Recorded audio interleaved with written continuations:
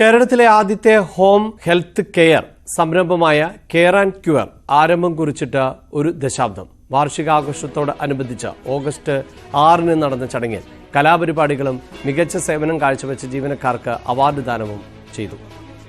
SUT chief executive officer colonel Rajeev Mannali മുഖ്യപ്രഭാഷണം നടത്തി. മന്ത്രിമാരായ ആന്റണി രാജു, GR അനിൽ, പാലിയം ഇന്ത്യ സ്ഥാപകൻ പത്മശ്രീ ഡോക്ടർ MR രാജഗോപാൽ തുടങ്ങിയവർ പങ്കെടുത്തു.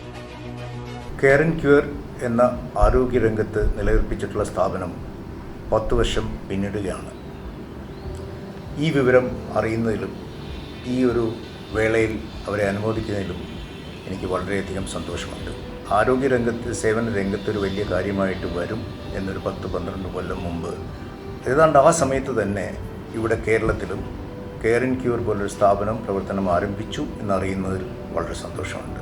കെയർ ആൻഡ് ക്യൂറിൻ്റെ കീഴിൽ ഡോക്ടർമാരും നഴ്സുമാരും ലാബറട്ടറി ടെക്നീഷ്യൻസും അതുപോലെ അഡ്മിനിസ്ട്രേറ്റേഴ്സും അടങ്ങുന്ന ഒരു വലിയ നിര തന്നെയുണ്ട്.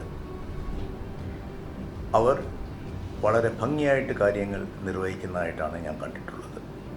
ഞങ്ങളെ സംബന്ധിച്ചിടത്തോളം ഡോക്ടർമാരും നഴ്സുമാരും അതുപോലെ തന്നെ ബാക്കി ഹോസ്പിറ്റൽ പ്രവർത്തിക്കുന്ന എല്ലാവരും കെയർ ആൻഡ് ക്യൂറിൻ്റെ സേവനങ്ങളെക്കുറിച്ച് വളരെ നല്ല രീതിയിലാണ് സംസാരിക്കാറുള്ളത്.